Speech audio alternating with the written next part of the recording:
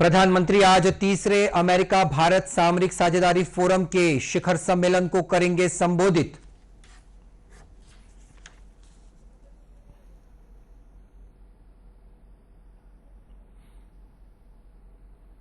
सेना प्रमुख 2 दिवसीय लद्दाख दौरे पर, सुरक्षा तैयारियों का लेंगे जायजा।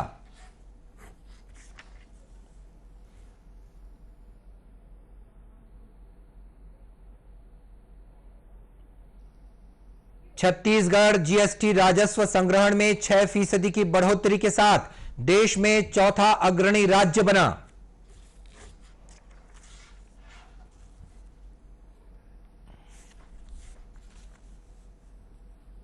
और प्रदेश में कोरोना संक्रमण के बढ़ते प्रभाव के मद्देनजर अस्पतालों में बढ़ाई जाएंगी बिस्तरों की संख्या।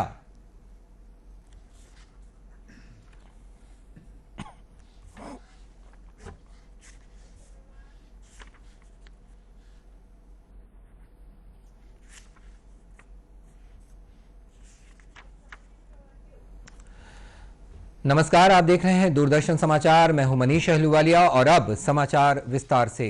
प्रधानमंत्री नरेंद्र मोदी आज तीसरे अमेरिका भारत सामरिक साझेदारी फोरम यानी कि USISPF शिखर सम्मेलन को संबोधित करेंगे। इस बार के शिखर सम्मेलन का मुख्य विषय भारत अमेरिका संबंधों में नई चुनौतियों को लेकर है।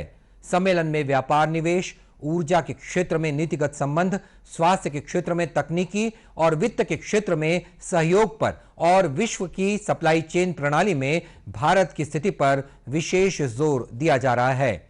अमेरिका के उपराष्ट्रपति माइक पेंस ने सोमवार को इस सम्मेलन को संबोधित किया था। विदेश मंत्री एस जयशंकर और वाणिज्य मंत्री पीयूष गोयल भी इसे संबोधित कर चुके हैं। शिखर सम्मेलन में कॉरपोरेट जगत के प्रमुख, वरिष्ठ सरकारी अधिकारी और नेतागण भाग ले रहे हैं। LAC पर चीन के साथ जारी तनाव के बीच सेना प्रमुख जनरल मनोज मुकुंद नरवणे आज लद्दाख के 2 दिवसीय प्रवास के दौरान लेह पहुंचे। यहां उन्होंने सेना की तैयारियों का जायजा लिया। आधिकारिक सूत्रों के मुताबिक पूर्वी लद्दाख में पेंगोंग झील के दक्षिणी किनारे पर चीन की सेना के साथ भारतीय सेना की ताजा झड़प के बाद सेना प्रमुख वहां गए हैं। श्री नरवणे ने सुरक्षा स्थिति की व्यापक समीक्षा की। इस दौरान वरिष्ठ फील्ड कमांडर उन्हें वास्तविक नियंत्रण रेखा यानी कि LAC के जमीनी हालात की जानकारी देंगे। आज लेह पहुंचने के तुरंत बाद श्री नरवणे अग्रिम चौकियों पर गए। उन्होंने वहां मौजूद सुरक्षा बलों के जवानों से बातचीत भी की। सेना प्रमुख नरवणे लेह स्थित सेना मुख्यालय भी जाएंगे। गौरतलब है कि 29 और 30 अगस्त की रात को भारतीय सेना ने चीन की सेना की घुसपैठ की कोशिश को विफल कर दिया था। इस घटना के बाद दोनों देशों के बीच चुशुल सीमा पर 31 अगस्त से 3 दिनों तक ब्रिगेडियर स्तर की बातचीत हुई।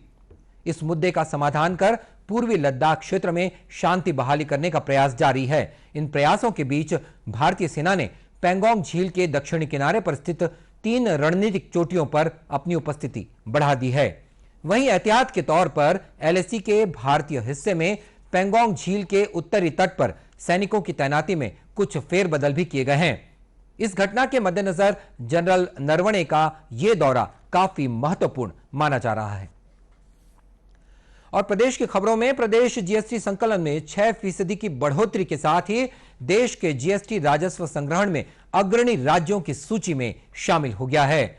भारत सरकार के वित्त मंत्रालय द्वारा जारी रिपोर्ट के मुताबिक प्रदेश में पिछले वर्ष के अगस्त माह के मुकाबले इस वर्ष अगस्त माह में GST संकलन में 6% की वृद्धि हुई है। पिछले वर्ष GST संकलन 1873 करोड़ रुपए था, जो इस वर्ष बढ़कर 1994 करोड़ रुपए हो गया है। जानकारों का मानना है कि GST संकलन में वृद्धि से राज्य की अर्थव्यवस्था को सकारात्मक गति मिली है। कोरोना संक्रमण काल के बावजूद गतिशील अर्थव्यवस्था से राज्य के ग्रामीणों, किसानों और आदिवासियों को सीधा फायदा मिल रहा है। वित्त मंत्रालय की रिपोर्ट के अनुसार पूरे देश में GST राजस्व संग्रहण में 8% की कमी अगस्त माह में आई है, जबकि छत्तीसगढ़ में राजस्व संग्रहण बढ़ा है और वह संग्रहण के मामले में देश में चौथे नंबर पर आ गया है। मंत्रालय के मुताबिक अगस्त महीने में GST राजस्व संग्रहण के मामले में देश के अन्य राज्यों की स्थिति बेहद कमजोर है। कुछ राज्यों में GST राजस्व संग्रहण में बीते वर्ष की तुलना में इस वर्ष 59% तक की गिरावट आई है। प्रदेश में कोविड-19 संक्रमितों की बढ़ती संख्या को देखते हुए मुख्यमंत्री भूपेश बघेल ने कोविड अस्पतालों और कोविड केयर सेंटर्स में बिस्तरों की संख्या बढ़ाने के निर्देश दिए हैं। मुख्यमंत्री ने कोविड संक्रमण से सर्वाधिक प्रभावित रायपुर जिले में करीब 10,000 और दुर्ग, बिलासपुर और रायगढ़ जिले में 2-2 हजार बिस्तर बढ़ाने के निर्देश दिए हैं। मुख्यमंत्री बघेल ने अधिकारियों को एक ऐप भी बनाने के लिए कहा है, जिसमें अस्पताल के रिक्त और भरे हुए बिस्तरों की जानकारी उपलब्ध होगी। उन्होंने कहा कि इससे कोरोना संक्रमितों को अस्पताल का चुनाव करने में सहायता मिलेगी। उधर राजनांदगांव जिले में बढ़ते संक्रमण के मद्देनजर कलेक्टर टोपेश्वर वर्मा ने पूरे नगर निगम सीमा क्षेत्र को कंटेनमेंट जोन घोषित कर दिया है। कलेक्टर ने राजनांदगांव शहर में 7 दिनों के संपूर्ण लॉकडाउन की घोषणा कर दी है। जारी आदेश के मुताबिक राजनांदगांव नगर निगम सीमा क्षेत्र में 4 सितंबर की शाम को लॉकडाउन शुरू होगा, जो 12 सितंबर की शाम 7 बजे तक जारी रहेगा। इस दौरान केवल अति आवश्यक सामानों की बिक्री करने की अनुमति होगी, जिसमें मेडिकल और दूध शामिल है। वहीं सब्जी और किराना की बिक्री पर इस बार रोक लगा दी गई है। निगम सीमा क्षेत्र में लगातार कोरोना केसेस पूरे आ रहे हैं, हर वार्ड में, हर गली में, इसलिए नगर निगम क्षेत्र को कंटेनमेंट जोन घोषित किया गया है। 4 तारीख से शाम से लागू होगा और इसमें सभी प्रकार की व्यावसायिक प्रतिष्ठानें बंद रहेंगी। अत्यावश्यक सेवा सभी चालू रहेगा। हॉस्पिटल्स है, दूध की दुकानें हैं, पेट्रोलियम है, गैस है, ये सब चालू रहेगा। तो सब्जी भाजी की दुकानें बंद रहेंगी, बाकी सभी व्यावसायिक प्रतिष्ठान और गतिविधि बंद रहेगी। जिला कलेक्टर ने लोगों से अपील की है कि वे लॉकडाउन के दौरान घर में ही सुरक्षित रहें, अति आवश्यक होने पर ही घर से बाहर निकलें। उन्होंने कहा कि घर से बाहर निकलते समय नागरिकों को परिचय पत्र रखना जरूरी होगा। बीते 24 घंटों के दौरान प्रदेश में 2,269 नए कोरोना संक्रमितों की पहचान की गई है। इनमें से सर्वाधिक 975 संक्रमित केवल रायपुर जिले के हैं। वहीं दुर्ग से 218, बिलासपुर से 194, रायगढ़ से 156, राजनांदगांव से 101, महासमुंद से 80, बालोद से 66, धमतरी से 59 और कोरबा से 38 कोरोना संक्रमित मिले हैं। वहीं पिछले 24 घंटों के दौरान प्रदेश के कोरोना अस्पतालों और कोविड केयर सेंटरों से 653 व्यक्तियों को स्वास्थ्य लाभ करने के बाद डिस्चार्ज भी किया जा चुका है। स्वास्थ्य मंत्रालय के मुताबिक देश में बीते 24 घंटों में 68,584 मरीजों को इलाज के बाद अस्पताल से छुट्टी दी गई है। मंत्रालय के मुताबिक देश में कोविड-19 से स्वस्थ होने की दर बेहतर होकर करीब 77% हो गई है। अब तक इस संक्रमण से 30 लाख से अधिक लोग ठीक हो चुके हैं। इस समय सक्रिय मामलों की संख्या 38,53,407 है।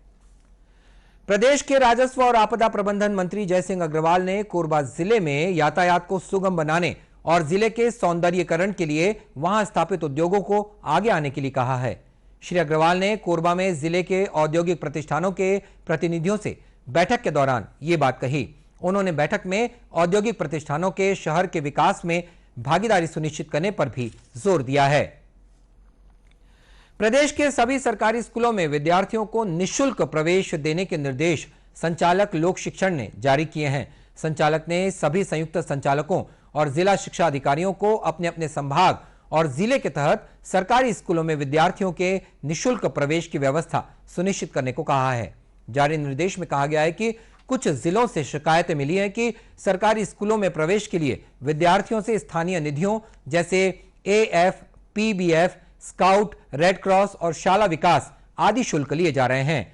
निर्देश में कहा गया है कि वर्तमान में सभी शिक्षण संस्थाएं बंद हैं, इसीलिए किसी भी छात्र से शिक्षण संस्थान बंद रहने तक कोई भी शुल्क नहीं लिया जाए।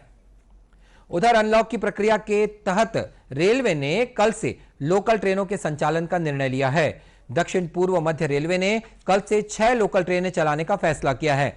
दक्षिण पूर्व मध्य रेलवे के अधिकारियों ने बताया है कि इन ट्रेनों में Durg Ambikapur Durg express special train, Raipur Korba Raipur express special train और रायपुर केवटी रायपुर मेमू स्पेशल शामिल है। दुर्ग अंबिकापुर दुर्ग एक्सप्रेस विशेष ट्रेन कल से रोजाना चलेगी।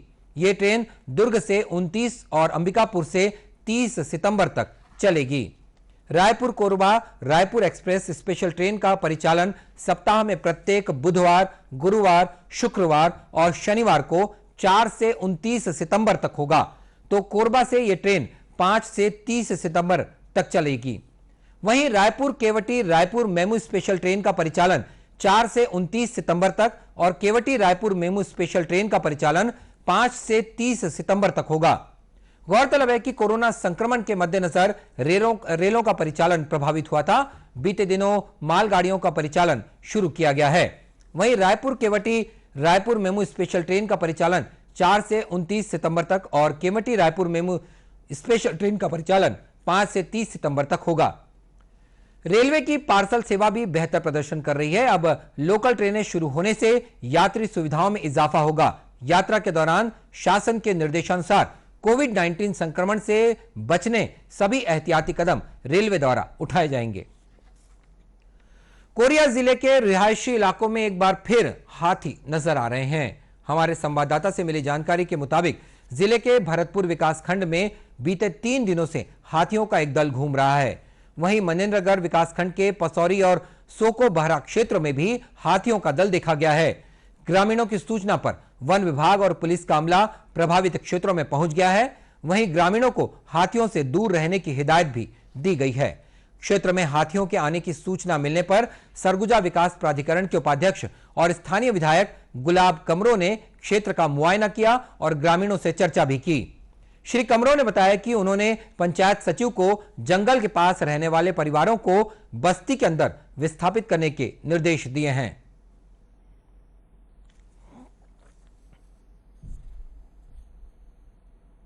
नदी के किनारे यहाँ पर हाथी हैं, इसलिए मैंने यहाँ पर आया और ग्रामीणों से मिला हूँ यहाँ पर और उनको मैं समझाइश दिया हूँ कि किसी भी प्रकार का वहाँ पर हाथी के साथ छेड़छाड़ ना करें। हम सब सुरक्षित रहें। निश्चित रूप से प्रशासन के लोग, हमारे अधिकारी पूरे यहाँ पर एसडीओ, रेंजर और फॉरेस्ट के तमाम अधिकारी अपने साथ हैं। निश्चित रूप से हम सब मिलकर इस मुकाबला का हम लोग सामना करेंगे। श्री कमरों ने बताया कि प्रशासनिक अमला हाथियों की हर गतिविधियों पर इस समय नजर बनाए हुए है। और अब बुलेटिन के अंत में मुख्य समाचार एक बार फिर। प्रधानमंत्री आज तीसरे अमेरिका भारत सामरिक साझेदारी फोरम के शिखर सम्मेलन को करेंगे संबोधित।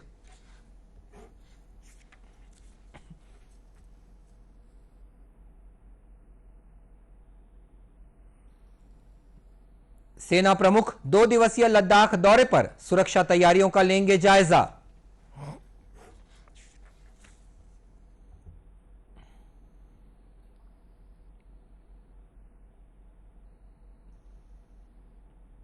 छत्तीसगढ़ जीएसटी राजस्व संग्रहण में 6% की बढ़ोतरी के साथ देश में चौथा अग्रणी राज्य बना।